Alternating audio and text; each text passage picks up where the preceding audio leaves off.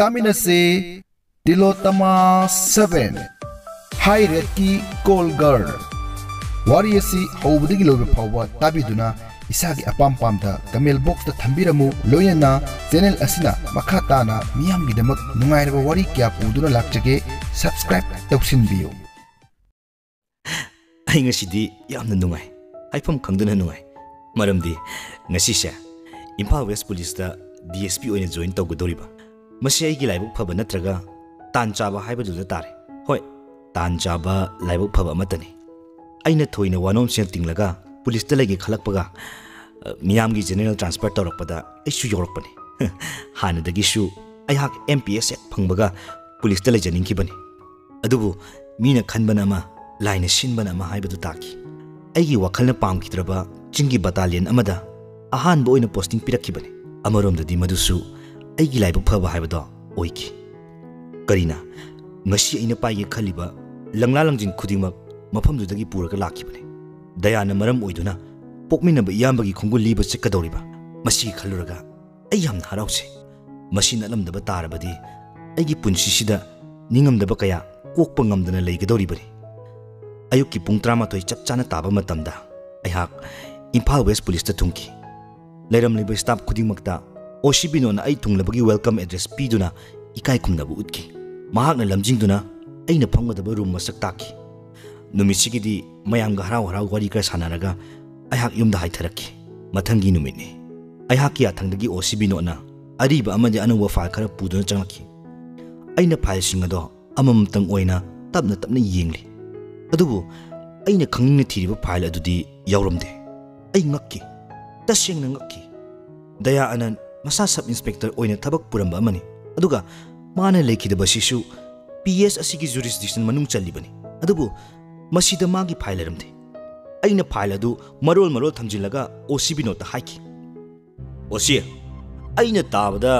Station असिमकी sub inspector अमा कनागुम Kharna hockey हाइना ताइ मदुगी केस दु कमदोखरे सर मदुगी केस अदु चार्ज थंगलक्तुना अदुम तोखरे अदुबु पुलिस स्टेशन असिमकी जुरिसडिक्शन सिगी मनुंगदा थोकपनिना इन्वेस्टिगेशन की तंगाई फदब नत्रो तंगाई फदे हागन कमदगुनी सर लोदी अंगम सिंगी खुत लेबिदो चुमनगी FIR केस अमा चनबा फाव याद्रि बिसिनी सर नते नंगना हारिसिबु आइन कसी सुंगै लेतबगी मोंगनिने सर मसिकी वासी टेंशन सिदा मसिदा सो होन फाव मतम खुदिमक्ता ताबनी सर नसिदा लाकसु ngarangtani अदुबु कनाना खंगनी अयिंगमक सरगी सौख्रिसिसु अमुक लापथोखिबसु अयहा वा मखा ताद्रे सिचुएशन अदो यामना फत्रे खंगलकी ओसी मसामकना फाव चिंगनरकी खलकी नुमित था हुईने चाबा नते मतम खरदी इरांग थोप चुमी यारे वारी से टेंशन लसी नंगना हाइब खुदिंग आर्थ यामना लेबगुम तौरी मतम खरदी आइसु सिदा लेनिंग सर जगोय सागे हारबदी ताल खरदी खंगबा मथोताय पुंगलोन की मतुंगिना जगोय साबा हित्रबदी यामना वाय तसेंग हारबदी सर सिदा लेरिबा सिंगसे सर आ मखादगी मथक फावबा हंग साबा ngaktani kai haini hangi lang chikhalaga hek mathang gatpa hangi lang chingtharagna amu hek thadokpa hangi lang pairibagi khutta loina lei o hai basina di aishu hangi murti du oiba tare ne ha soidobni sir haying hangsi tangai re pungadaba yamna nungai jare nangondagi maman yamla wai sing tabada matam khara di jagoi gi sursi nangna oiba tai ko oiragi sir phare phare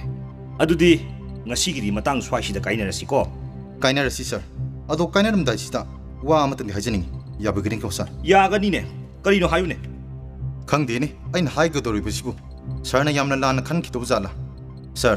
ngasi bang natrabsu ai gi dara sir gi yumdara ingna chingna sa glass mam haun thakne se haibu yai ne ado ai gi yumdi yamna lapine kamdok siya hai sibu kyam lapagi sir manipur gi wang modagadi natiko ho nangna hai sidi manipur manung do edi lapti sini ne lapu lapra sir numit khudingi office timing nangnaba chatok sesin tawsiji oine nangna haibadu su yai adubu ingonda di khara wain he nong manini sigi matung da ihak mafam sida lek chaduna leiragani ado sir gi sangai sibu kadai da kumbi dani phare ni sir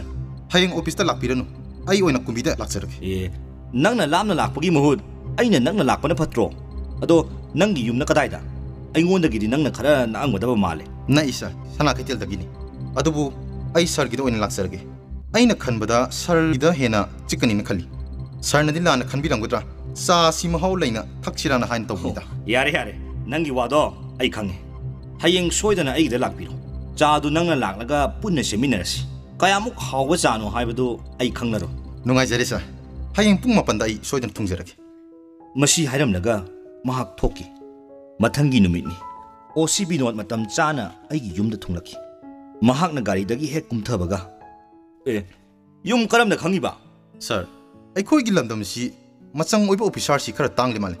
ꯑꯗꯨꯅ ꯊꯤꯕꯗ ꯊꯣꯏꯗꯣꯛꯅ ꯋꯥꯅ ꯊꯣꯛꯇꯦ ꯑꯍꯥꯟꯕ ꯎꯕ ꯃꯤ ꯑꯃꯗ ꯍꯪꯕꯗ ꯌꯥꯝ ꯂꯥꯏꯅ ꯍꯥꯏꯔꯛꯏ ꯑꯣ ꯑꯗꯣ ꯀꯔꯤꯅ ꯁꯦꯕꯥ ꯇꯧꯁꯤꯒꯦ ꯑꯩꯗꯤ ꯆꯠꯅꯕꯤꯁꯨ ꯇꯧꯗꯦ ꯁꯔꯒ ꯑꯩꯒ ꯆꯞ ꯃꯥꯟꯅꯩ ꯑꯃꯔꯣꯝꯗ ꯍꯥꯏꯔꯕꯗꯤ ꯁꯔ ꯑꯩꯈꯣꯏꯁꯨ ꯍꯧꯖꯤꯛ ꯃꯇꯝꯗ ꯇꯥꯏꯕꯪꯄꯥꯜ ꯁꯦꯕꯥꯅꯕ ꯍꯥꯏꯕꯗꯨ ꯇꯥꯔꯦ ꯑꯗꯨ ꯑꯣꯏꯔꯗꯤ ꯍꯥꯎꯕ ꯍꯥꯎꯇꯕ ꯆꯥꯛ ꯆꯔꯥ ꯑꯃ ꯑꯣꯏꯅ ꯆꯥꯃꯤꯟꯅꯔꯁꯤ ꯏꯅꯦꯅ ꯉꯁꯥꯏꯗꯒꯤ ꯍꯣꯠꯅꯗꯨꯅ ꯂꯣꯏꯔꯕꯅꯤ ꯀꯔꯤ ꯑꯦꯛꯖꯥꯝ ꯄꯤꯖꯒꯗꯕꯅꯤ ꯁꯔ ꯑꯗꯨꯗꯤ ꯍꯣꯔꯦꯟ ꯆꯥꯔꯒ ꯈꯪꯕ ꯍꯥꯏꯕꯗꯨꯅꯤꯗ ꯑꯁꯨꯛ ꯅꯨꯡꯉꯥꯏꯅ ꯆꯥꯔꯒꯕꯨ ꯍꯪꯒꯥꯝ ꯑꯣꯏꯔꯁꯨ ꯑꯗꯨꯝ ꯍꯥꯎꯔꯅꯤ ꯑꯗꯣ ꯁꯔ ꯆꯥꯛꯆꯥ ꯃꯃꯥꯡꯁꯤꯗ ꯑꯩꯅ ꯂꯥꯛꯄꯒꯤ ꯃꯔꯝꯁꯨ ꯂꯣꯏꯁꯤꯜꯂꯁꯤ ꯆꯥꯛꯀꯤ ꯃꯇꯝꯁꯨ ꯈꯔ ꯉꯟꯈꯤꯗꯧꯕ ꯃꯥꯜꯂꯤ ꯑꯣ ꯐꯔꯦ ꯐꯔꯦ ꯑꯗꯨꯗꯤ ꯑꯩꯒꯤ ꯀꯥꯗ ꯍꯦꯛꯇ ꯆꯪꯂꯁꯤ ꯌꯨꯝ ꯁꯤꯎꯔꯒ ꯍꯌꯦꯡ ꯅꯣꯛꯇꯤ ꯅꯣꯛꯅꯕꯤꯅꯨꯀꯣ ꯁꯔ ꯁꯥꯔꯚꯤꯁ ꯅꯧꯕꯒꯤ ꯇꯧꯔꯤꯅꯤ ꯈꯤꯇꯪ ꯉꯥꯏꯔꯦ ꯇꯣꯉꯥꯟ ꯇꯥꯔꯛꯀꯗꯕ ꯑꯁꯤ ꯍꯥꯏꯔꯒ ꯑꯩꯈꯣꯏꯅꯤ ꯑꯩꯒꯤ ꯀꯥꯗ ꯆꯪꯂꯛꯈꯤ ꯃꯥꯅ ꯅꯥꯀꯟꯗ ꯊꯥꯔꯤꯕ ꯆꯤꯌꯔꯗ ꯍꯦꯛ ꯐꯝꯕꯒ ꯀꯔꯤ ꯇꯥꯟꯅꯁꯤ ꯍꯥꯏꯕꯅꯣ ꯑꯣꯁꯤ ꯁꯥꯍꯦꯕ ꯁꯔ ꯑꯩꯅ ꯂꯥꯛꯆꯔꯤꯁꯤ ꯁꯔꯅ ꯉꯔꯥꯡ ꯃꯐꯝ ꯃꯇꯝ ꯆꯥꯗꯕ ꯋꯥꯐꯝ ꯑꯃ ꯄꯜꯂꯛꯈꯤꯕꯗꯒꯤꯅꯤ ꯁꯔꯗ ꯑꯩꯍꯥꯛ ꯋꯥꯍꯪ ꯑꯃꯇ ꯍꯪꯖꯒꯦ ꯋꯥꯍꯪꯁꯤ ꯍꯪꯗ꯭ꯔꯤꯉꯩꯗ ꯁꯔꯅ ꯂꯥꯟꯅ ꯈꯟꯗꯅꯕ ꯋꯥꯐꯝ ꯑꯃꯇꯪ ꯍꯥꯟꯅ ꯍꯧꯗꯣꯛꯆꯒꯦ ꯀꯔꯤ ꯋꯥꯐꯝꯅꯣ ꯗꯌꯥ ꯑꯅꯟꯒ ꯑꯩꯒꯁꯤ ꯌꯥꯝ ꯂꯨꯅ ꯇꯤꯟꯅꯖꯕ ꯃꯔꯨꯞꯅꯤ ꯃꯍꯥꯛ ꯁꯤꯈꯤꯕ ꯑꯃꯗꯤ ꯍꯥꯠꯈꯤꯕ ꯃꯤꯑꯣꯏꯁꯤꯡ ꯑꯗꯨ ꯑꯩ ꯇꯁꯦꯡꯅ ꯈꯪꯉꯤ ꯑꯗꯨꯕꯨ ꯈꯪꯂꯕꯁꯨ ꯈꯨꯖꯤꯟꯅ ꯃꯤꯡꯁꯦꯜꯗ ꯈꯣꯠꯄꯒꯨꯝ ꯀꯔꯤꯁꯨ ꯇꯧꯕ ꯉꯝꯈꯤꯗꯦ ꯃꯁꯤꯒꯤꯗꯃꯛ ꯊꯃꯣꯏꯁꯤ ꯄ꯭ꯔꯣꯛ ꯄ꯭ꯔꯣꯛ ꯆꯥꯛꯇꯨꯅ ꯈꯥꯡꯂꯤ ꯁꯥꯎꯅꯤꯡꯕ ꯅꯤꯡꯉꯝꯗꯕꯅ ꯃꯤꯍꯥꯠꯄ ꯑꯣꯏꯔꯁꯤꯔꯥ ꯍꯥꯏꯅ ꯄꯣꯛꯈꯠꯂꯛꯈꯤ ꯁꯔꯅꯗꯤ ꯉꯥꯛꯄꯤꯒꯅꯤ ꯃꯤꯍꯥꯠꯄ ꯈꯪꯂꯃꯛꯇꯗ ꯀꯔꯤꯒꯤ ꯇꯨꯃꯤꯟꯅ ꯂꯩꯔꯤꯕꯅꯣ ꯀꯔꯤꯒꯤ ꯄꯥꯡꯒꯜ ꯊꯣꯛꯇ꯭ꯔꯤꯕꯅꯣ ꯍꯥꯏꯅ ꯍꯣꯏꯅꯦ ꯋꯥꯍꯪꯗꯨꯃꯛ ꯑꯩ ꯍꯪꯒꯦ ꯈꯜꯂꯤꯕꯅꯤ ꯁꯔ ꯍꯣꯝ ꯃꯤꯅꯤꯁꯇꯔꯒꯤ ꯃꯆꯥꯁꯤꯒ ꯁꯛꯇꯤ ꯆꯞ ꯃꯥꯟꯅꯩ ꯃꯄꯥꯅ ꯉꯝꯕꯗꯨ ꯃꯥꯅꯁꯨ ꯑꯗꯨꯝ ꯉꯝꯃꯤ ꯄꯨꯂꯤꯁ ꯗꯤꯄꯥꯔꯠꯃꯦꯟꯁꯤ ꯃꯥꯒꯤ ꯈꯨꯄꯥꯛꯅꯨꯡꯗꯅꯤ ꯂꯩꯔꯤꯕꯁꯤ ꯑꯣ ꯅꯪꯅ ꯍꯥꯏꯔꯤꯁꯤ ꯗꯌꯥꯅꯟ ꯍꯥꯠꯈꯤꯕꯁꯤ ꯍꯣꯝ ꯃꯤꯅꯤꯁꯇꯔꯒꯤ ꯃꯆꯥꯅꯅꯤ ꯑꯁꯤ ꯅꯠꯇ꯭ꯔꯥ ꯃꯥꯅꯤ ꯁꯔ ꯃꯥ ꯅꯠꯇꯅ ꯀꯅꯥ ꯑꯣꯏꯒꯅꯤ ꯃꯗꯨꯒꯤ ꯆꯞ ꯆꯥꯕ ꯄ꯭ꯔꯃꯥꯟ ꯂꯩ ꯀꯔꯝꯕ ꯄ꯭ꯔꯃꯥꯟ ꯄ꯭ꯔꯃꯥꯟꯁꯤ ꯈꯔꯗꯤ ꯁꯥꯡꯉꯤ ꯑꯗꯨꯕꯨ ꯍꯥꯏꯖꯔꯒꯦ ꯗꯌꯥ ꯑꯅꯟꯒ ꯍꯣꯝ ꯃꯤꯅꯤꯁꯇꯔꯒꯤ ꯃꯆꯥꯅꯨꯄꯥ ꯕ꯭ꯔꯤꯀꯝꯒ ꯌꯥꯝ ꯌꯦꯡꯊꯤꯅꯈꯤ ꯁ꯭ꯀꯨꯜ ꯂꯥꯏꯐꯇ ꯗꯌꯥ ꯑꯅꯟꯅ ꯃꯤꯌꯥꯝ ꯃꯥꯡꯗ ꯐꯨꯗꯨꯅ ꯌꯥꯝ ꯊꯤꯅ ꯏꯀꯥꯏꯕ ꯅꯪꯍꯟꯈꯤ ꯑꯗꯨꯒ ꯑꯃꯨꯛ ꯊꯥ 3-4ꯒꯤ ꯃꯇꯨꯡꯗ ꯕ꯭ꯔꯤꯀꯝꯅ ꯌꯥꯝ ꯀ꯭ꯂꯣꯁ ꯑꯣꯏꯅ ꯇꯤꯟꯅꯅꯕ ꯍꯣꯠꯅꯈꯤ ꯃꯥꯅ ꯀꯌꯥꯃꯨꯛ ꯀ꯭ꯂꯣꯁ ꯑꯣꯏꯅ ꯇꯤꯟꯅꯅꯕ ꯍꯣꯠꯅꯈꯤꯕꯒꯦ ꯍꯥꯏꯕꯕꯨ ꯗꯌꯥ ꯑꯅꯟꯅ SI ꯐꯪꯈꯤꯕꯗꯨ ꯁꯤꯀꯤꯃꯛꯀꯤ ꯃꯃꯜ ꯇꯤꯡꯍꯟꯈꯤꯗꯦ ꯁꯔꯁꯨ ꯑꯃꯨꯛꯇꯪ ꯇꯤꯟ ꯌꯣꯠꯊꯔ ꯈꯟꯊꯕꯤꯌꯨ ꯍꯣꯝ ꯃꯤꯅꯤꯁꯇꯔꯒꯤ ꯃꯆꯥꯅ ꯀꯔꯤꯁꯨ ꯂꯩꯇꯕ ꯃꯤꯆꯝ ꯑꯃꯒꯤ ꯃꯈꯨꯠꯇ ꯑꯗꯨꯛ ꯏꯀꯥꯏꯕ ꯅꯪꯈ꯭ꯔꯕ ꯑꯗꯨꯅ ꯑꯃꯨꯛ ꯐ꯭ꯔꯦꯟꯗship ꯑꯣꯏꯔꯛꯄ ꯍꯥꯏꯕꯁꯤꯕꯨ ꯊꯥꯖꯅꯤꯡꯉꯥꯏ ꯑꯣꯏꯕ꯭ꯔꯥ ꯃꯁꯤ ꯃꯍꯥꯛꯀꯤ ꯂꯥꯂꯣꯟ ꯅꯠꯇꯅ ꯀꯔꯤ ꯑꯣꯏꯒꯅꯤ ꯁꯔ ꯑꯩꯍꯥꯛꯁꯨ ꯃꯥꯅ ꯍꯥꯏꯕꯁꯤꯗ ꯊꯥꯖꯕ ꯄꯣꯛꯈꯤ ꯗꯌꯥꯒꯤ ꯗꯥꯏꯔꯤ ꯄꯥꯕꯗꯁꯨ ꯋꯥꯐꯝꯁꯤ ꯑꯩꯅ ꯌꯥꯝꯅ ꯍꯛꯆꯤꯟꯅ ꯈꯟꯈꯤꯕꯅꯤ ꯑꯗꯨꯒ ꯍꯧꯖꯤꯛ ꯑꯣꯏꯔꯛꯂꯤꯕ ꯐꯤꯕꯝꯁꯤꯒꯁꯨ ꯌꯥꯝꯅ ꯅꯛꯁꯤꯟꯅꯕ ꯆꯨꯁꯤꯟꯅꯕ ꯍꯥꯏꯕꯗꯨ ꯑꯣꯏꯔꯛꯂꯤ ꯑꯩꯅ ꯕꯤꯅꯣꯗꯀꯤ ꯋꯥꯐꯝꯗꯣ ꯁꯄꯣꯔꯠ ꯇꯧꯕ ꯑꯣꯏꯅ ꯍꯣꯏ ꯃꯗꯨ ꯁꯣꯏꯗꯅ ꯑꯣꯏꯒꯅꯤ ꯑꯗꯨꯒ ꯌꯥꯝꯅ ꯃꯌꯦꯛ ꯁꯦꯡꯂꯕ ꯋꯥꯐꯝ ꯑꯃꯅ ꯗꯌꯥ ꯑꯅꯟꯅ ꯂꯨꯍꯣꯡꯂꯝꯕ ꯅꯨꯄꯤ ꯇꯤꯂꯣꯇꯃꯥ ꯑꯩꯒꯤ ꯑꯣꯐꯤꯁꯇ ꯅꯣꯡꯃ ꯂꯥꯛꯈꯤ ꯑꯗꯨꯒ ꯃꯍꯥꯛꯀꯤ ꯃꯄꯨꯔꯣꯏꯕꯅ ꯁꯤꯈꯤꯕꯒꯤ ꯆꯥꯔꯖꯁꯤ ꯊꯥꯡꯒꯠꯂꯛꯈꯤ ꯑꯩꯅ ꯃꯍꯥꯛꯄꯨ ꯋꯥꯔꯤꯁꯤ ꯃꯐꯝ ꯆꯥꯗꯦ ꯍꯥꯏꯗꯨꯅ ꯑꯇꯝꯅꯅ ꯍꯣꯇꯦꯜ ꯑꯃꯗ ꯄꯨꯔꯛꯂꯒ ꯋꯥꯔꯤ ꯁꯥꯅꯈꯤ ꯃꯥꯅ ꯗꯌꯥ ꯑꯅꯟ ꯍꯥꯠꯈꯤꯕꯁꯤ ꯕ꯭ꯔꯤꯀꯝ ꯑꯃꯗꯤ ꯃꯥꯒꯤ ꯃꯔꯨꯞ ꯔꯥꯀꯦꯁ ꯑꯃꯗꯤ ꯀꯥꯟꯇꯒꯅ ꯍꯥꯠꯈꯤꯕꯅꯤ ꯍꯥꯏꯕꯒꯤ ꯈꯨꯗꯝ ꯐꯪꯏ ꯇꯝꯈꯤ ꯑꯗꯨꯕꯨ ꯋꯥꯔꯤ ꯐꯖꯅ ꯁꯥꯟꯅꯔꯕ ꯃꯇꯨꯡꯗ ꯃꯍꯥꯛꯅ ꯀꯅꯥꯒꯤꯁꯨ ꯃꯇꯦꯡ ꯌꯥꯎꯗꯅ ꯃꯁꯥꯃꯛꯅ ꯂꯃꯟ ꯈꯨꯝꯂꯒꯦ ꯍꯥꯏꯈꯤ ꯑꯃꯨꯛ ꯍꯟꯅ ꯑꯥꯏꯟꯒꯤ ꯃꯇꯦꯡ ꯂꯧꯔꯔꯣꯏ ꯑꯥꯏꯟꯒꯤ ꯊꯣꯡꯖꯤꯟꯗ ꯆꯪꯂꯔꯣꯏ ꯍꯥꯏꯔꯝꯂꯒ ꯃꯍꯥꯛ ꯆꯠꯈꯤ ꯐꯔꯦ ꯅꯪꯅ ꯍꯧꯖꯤꯛ ꯑꯩꯉꯣꯟꯗ ꯍꯪꯅꯤꯡꯂꯤꯕꯁꯤ ꯀꯔꯤꯅꯣ ꯑꯩꯅ ꯍꯪꯅꯤꯡꯂꯤꯕꯗꯤ ꯃꯈꯣꯏꯕꯨ ꯁꯔꯅ ꯑꯥꯏꯟꯒꯤ ꯊꯣꯡꯗ ꯗꯟꯗꯤ ꯄꯤꯅꯤꯡꯂꯤ ꯑꯩꯅ ꯈꯟꯕꯗ ꯃꯁꯤ ꯑꯔꯥꯏꯕ ꯑꯃꯗꯤ ꯑꯣꯏꯔꯣꯏ ꯍꯥꯏꯖꯅꯤꯡꯉꯤ ꯁꯔꯅ ꯀꯗꯥꯏ ꯐꯥꯎꯕ ꯃꯁꯤꯗ ꯃꯥꯏ ꯄꯥꯛꯀꯅꯤ ꯍꯥꯏꯕ ꯊꯥꯖꯕꯤꯕꯒꯦ ꯇꯁꯦꯡꯅ ꯍꯥꯏꯔꯕꯗ ꯁꯔꯅ ꯁꯣꯏꯗꯅ ꯃꯥꯏ ꯄꯥꯛꯀꯅꯤ ꯍꯥꯏꯕꯒꯤ ꯊꯥꯖꯕꯗꯨ ꯎꯠꯂꯕꯗꯤ ꯑꯩꯁꯨ ꯆꯥꯎꯅ ꯃꯇꯦꯡ ꯄꯥꯡꯖꯒꯦ ꯑꯣ ꯅꯪꯅ ꯍꯥꯏꯔꯤꯕꯁꯤ ꯀꯦꯁ ꯑꯁꯤ ꯑꯁꯨꯃꯛ ꯇꯨꯃꯤꯟ ꯂꯩꯈ꯭ꯔꯁꯤ ꯍꯥꯏꯔꯤꯕ꯭ꯔꯥ ꯃꯗꯨꯗꯤ ꯁꯔꯒꯤ ꯋꯥꯈꯜꯅꯤ ꯑꯩꯒꯤꯗꯤ ꯆꯨꯝꯅꯇ ꯃꯥꯌꯣꯟꯗ ꯎꯠꯆꯕꯅꯤ ꯈꯨꯗꯣꯡꯊꯤꯕ ꯃꯌꯥꯝꯁꯤ ꯈꯜꯂꯒ ꯇꯤꯂꯣꯇꯃꯥ ꯃꯁꯥꯅ ꯌꯥꯅ ꯆꯥꯔꯖꯁꯤ ꯊꯥꯡꯒꯠꯂꯛꯄ ꯂꯦꯞꯈꯤꯕꯅꯤ ꯐꯔꯦ ꯑꯗꯣ ꯅꯪꯅ ꯉꯁꯥꯏ ꯋꯥꯍꯪ ꯑꯃ ꯍꯪꯒꯦ ꯍꯥꯏꯈꯤꯕꯗꯨ ꯀꯔꯤꯅꯣ ꯁꯔꯒ ꯗꯌꯥ ꯑꯅꯟꯒꯁꯤ ꯁꯛ ꯌꯥꯝ ꯃꯥꯟꯅꯩ ꯃꯥꯅꯃꯟꯗꯅ ꯑꯩꯗꯤ ꯑꯍꯥꯟꯕꯗ ꯁ꯭ꯋꯥꯏ ꯂꯥꯎꯔꯨꯔꯕꯅꯤ ꯃꯁꯤꯕꯨ ꯀꯃꯥꯏꯅ ꯇꯧꯔꯤꯕꯅꯣ ꯑꯗꯨꯕꯨ ꯑꯩꯅ ꯀꯔꯝꯅ ꯈꯪꯒꯅꯤ ꯑꯩꯗꯤ ꯃꯥꯒꯁꯨ ꯑꯃꯨꯛꯇ ꯎꯅꯗ꯭ꯔꯤ ꯃꯥꯟꯕ꯭ꯔꯥ ꯃꯥꯟꯗꯕ꯭ꯔꯥ ꯀꯔꯝꯅ ꯈꯪꯒꯅꯤ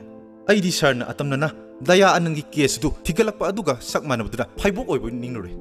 ꯑꯩꯅ ꯉꯔꯥꯡ ꯍꯥꯏꯐꯦꯠ ꯊꯤꯕꯗꯨꯗꯤ ꯆꯨꯝꯅꯇ ꯁ꯭ꯇꯦꯁꯟ ꯑꯁꯤꯒꯤ ꯑꯣꯐꯤꯁꯥꯔ ꯑꯃꯕꯨ ꯍꯥꯠꯈ꯭ꯔꯒ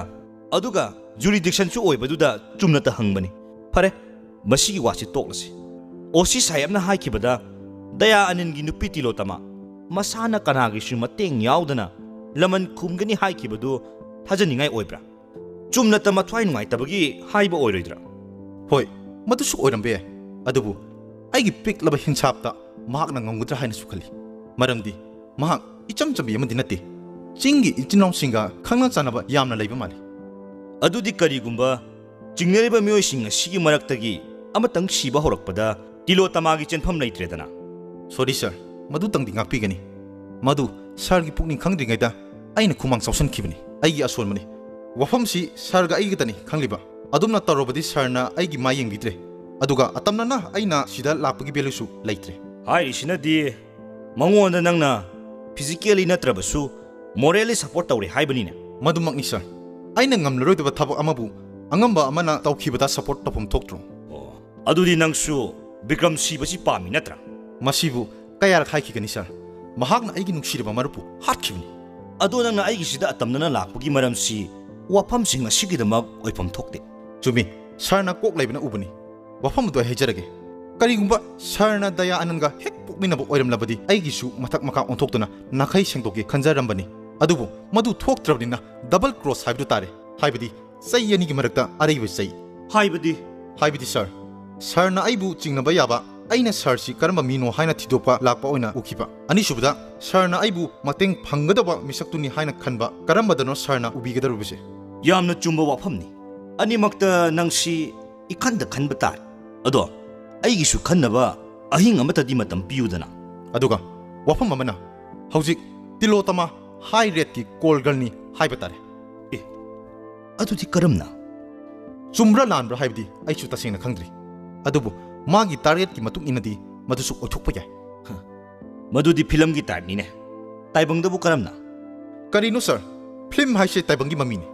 mi amana target amagi tabak tawgi yang tarokladi ijat chanman tung inarei haiba wale ai hojikta machi mariam gi wafam mayek singla pugum tawki madudi mahaki promise ama lai haikibadu adu oirabadi magi promise ado masi oiba tariba masi khaladuna aina son thangnana oh masamakna kaidawri sarbu tilo tama masak khangra khangde nangi wari dugi matungina nupi singsi wakhalsi yai haina phungdokpani phare wari si tenselase chak isingi timing chu chapchare masi hairaga aikhoi ani hagot minarki numidangi pung 11 hele adubu ai tumdre tumningbagi mami chu phaudre karigino khangde ngasidi yamna khoirang khoisaunuma phauki ataygi nate OCB note ki aroiba wahiduni tasengnamak daya sibu call girl oikrabra masibu thajaba yabu wara aduk wakhal leibi aduk budi machin tumbi mana yamna hanthaba thaki thabak torakadrane magi mabokki wa amadi lei ninghanaba haibasi pangdabagi machani adubu masimadi ai sengna thajai mana kaidongaida hanthaba thakta kumtharaklaga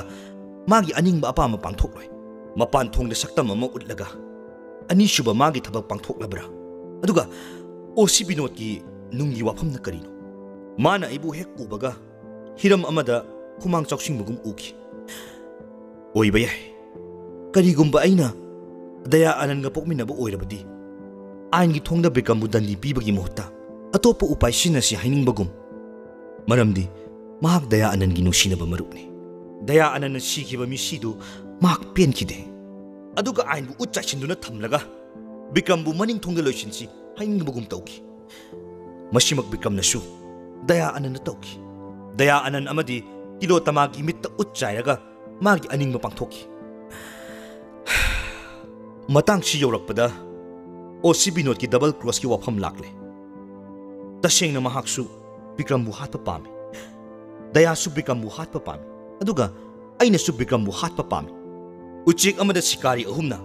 amuktang da em tawba haibadu thokle masida ama soikrabasu amadi soigadaba mandre asum khalla khalaga ai kok ngorki punsigi jawboni tangkakta apam nungsigi ipomlakta laman khumba haiba malak pasida ai amukka hena ngauki pumna maksing si oiduna su ai dayabu thamu shengna nungsi laibak sida dayabu aigi oina tamhaningli ꯑꯄꯥꯝꯕꯗꯤ ꯌꯥꯝꯅ ꯌꯥꯝꯕ ꯌꯥꯏ, ꯑꯗꯨꯕꯨ ꯅꯨꯡꯁꯤꯕꯗꯤ ꯑꯃꯈꯛꯇꯅꯤ. ꯑꯩꯒꯤ ꯄꯨꯟꯁꯤꯒꯤ ꯖꯧꯕꯣꯜꯒꯤ ꯁꯩꯍꯧꯗ ꯃꯥꯒꯤ ꯃꯃꯤꯅꯤ ꯑꯩꯒꯤ ꯊꯃꯣꯏꯗ ꯇꯥꯈꯤꯕ. ꯃꯈꯥ ꯉꯥꯏꯕꯤꯌꯨ ꯇꯤꯂꯣꯇꯃꯥ ꯅꯤꯄꯥꯟ ꯁꯨꯕ ꯁꯔꯨꯛ ꯀꯩꯁꯨꯝ ꯁꯪꯒꯤ ꯊꯣꯡꯖꯤꯜꯗ ꯄꯨꯔꯛꯀꯗꯕ ꯈꯣꯟꯖꯦꯜ. ꯋꯥꯔꯤ ꯑꯁꯤꯅ ꯃꯤꯌꯥꯝꯗ ꯀꯔꯤ ꯃꯦꯁꯦꯖ ꯄꯤꯔꯤ ꯍꯥꯏꯕꯗꯨ ꯃꯈꯥꯒꯤ ꯀꯃꯦꯟ ꯕꯣꯛꯁꯇ ꯊꯝꯕꯤꯔꯝꯃꯨ, ꯂꯣꯏꯅꯅ ꯄꯤꯔꯤꯕ ꯀꯥꯟꯅꯕꯁꯤꯡ ꯑꯗꯨꯈꯛ ꯂꯧꯁꯤꯟꯕꯤꯌꯨ.